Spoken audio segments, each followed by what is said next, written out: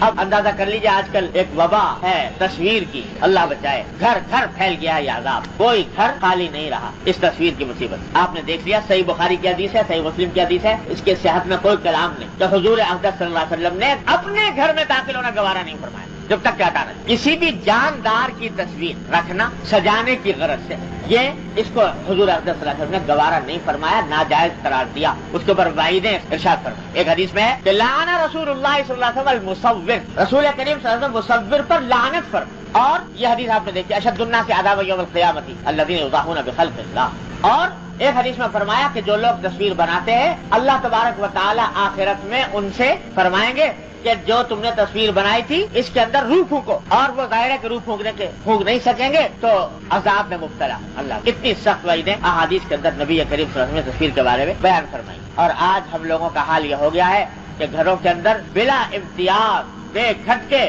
جا کر دیکھو گھروں کے تو بت خانے بنے ہوئے ہیں، محض زیب و زینت کی خاطر دیواروں پر تصویریں لگائی ہوئی ہیں، اور اپنی طرف سے گویا پہرا لگا دیا ہے کہ فرشتے داخل نہ ہونے پائے ہمارے گھروں، رحمت کے اللہ کی رحمت داخل نہ ہونے پائے ہمارے گھروں کے اندر۔ ان ذی روح تصویروں کے ذریعے کوئی پہرے دار بٹھا دیے کہ آئے تو شیطان آئے، اللہ کی رحمت کا فرشتہ داخل، یہ عالم کر دیا۔ حضور نبی کریم سرور دو عالم صلی اللہ علیہ وسلم نے جب مکہ مکرمہ فتح فرمایا، مکہ مکرمہ فتح ہوا، تو حضرت علی رضی اللہ تعالیٰ فرماتے ہیں کہ حضور اقدس صلی اللہ علیہ وسلم نے مجھے باقاعدہ اس مشن پر بھیجا کہ جو کوئی تصویر کہیں میں بنی ہوئی دیکھوں اس کو مٹا دو۔ اللہ تدع قبر مشرفا الا سویتہ و اللہ تدع تمثالا الا طمستا، جو تصویر بنی ہوئی دیکھوں اس کو مٹا دو۔ باقاعدہ اہتمام کر کے حضرت صلی اللہ علیہ وسلم نے تصویریں مٹوائیں فتح مکہ کے بعد، اور اتنی وعیدیں بیان فرمائی نبی کریم صلی اللہ علیہ وسلم۔ تو بھائی، اور یہ صاف صاف فرما دیا کہ ملائکہ رحمت داخل نہیں ہوں گے اگر ذی روح کی تصویر گھر میں لٹکی ہوئی ہے۔ تو یہ جو گھروں میں رواج ہو گیا ہے بلا وجہ گناہ بے لذت، بلا وجہ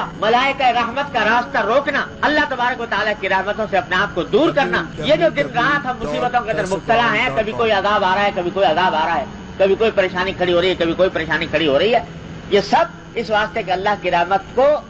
داخل ہونے سے روک رکھا ہے ان معصیتوں نے، ان گناہوں نے۔ تو ان سے پرہیز کرنے کے لیے اتنا شدید رد عمل ظاہر فرمایا حضور نبی کریم صلی اللہ علیہ وسلم۔ ارے بھائی، بچپن سے ہی عادت ڈالو اس بات کی کہ ان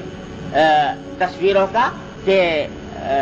سے مانوس نہ ہو، لوگ اپنے آپ کو بھی بچاؤ، اپنے گھر کو بچاؤ، اپنے بچوں کو بچاؤ کہ اس کے مانوس کوئی مجبوری ہے پاسپورٹ کی، ویزا کی، یا شناختی کارڈ وغیرہ کی، اس قسم کی مجبوری ہے، اس کے لیے تصویر اتارنی پڑ گئی، بنوانا پڑ گیا، تو انشاءاللہ اللہ کے ہاں امید جائز ہوگا، اس کے اوپر امید اللہ کی رحمت سے کہ اس کے اوپر گناہ نہیں ہوگا۔ لیکن بلا وجہ میں سجاوٹ کی خاطر اور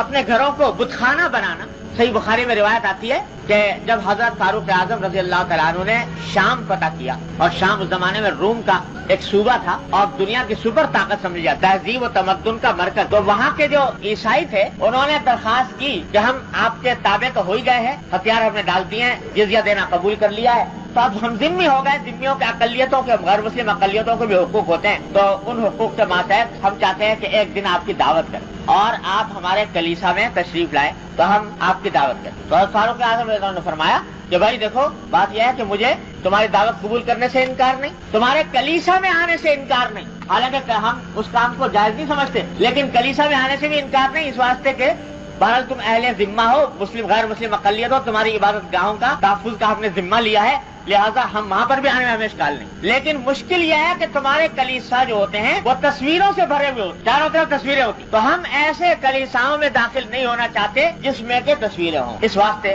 ہم آنے سے معذور، داخل ہونے سے آپ نے منع فرمایا ان کلیساؤں سے۔ تو بھائی اتنی بات ہے، اور آج یہ شیر مادر کی طرح اس کو بالکل رواج اس طرح پھیل گیا ہے۔ آج کہا جائے تو لوگ کہتے ہیں کہ صاحب کیا کریں، تو زمانہ ہی ایسا آ گیا، یہ تو دور ایسا آ گیا، بچنا بڑا مشکل ہے۔ ارے بھائی، یہ حضور اقدس نبی کریم صلی اللہ علیہ وسلم نے ارشاد فرمایا تھا کہ ایک زمانہ ایسا آ جائے گا کہ سارے دین کو مٹھ کو کے اوپر عمل کرنا ایسا ہو جائے گا جیسا آگ کا انگارہ ہاتھ میں تھامنا، وہ دور آ گیا۔ لیکن جو اللہ کا بندہ اللہ کے اوپر بھروسہ کر کے اور اس کا اہتمام کرتا ہے تو اللہ تبارک و تعالیٰ کی طرف سے مدد بھی ہوتی ہے اور ثواب بھی اتنا ملتا ہے کہ حضور نے فرمایا کہ ایک آدمی کو 50 صحابہ کے برابر ثواب، اتنا ثواب۔ ذرا سا اس کے اوپر ہمت کر کے دیکھ۔ اب آپ دیکھ لیجیے کہ حضور اقدس نبی کریم صلی اللہ علیہ وسلم نے کتنا اس کے اوپر رد عمل کا اظہار فرمایا۔ تو بلا وجہ تصویروں سے اپنے آپ کو آلودہ کرنا، اس سے خود بھی بچیں، دوسروں کو بھی بچیں۔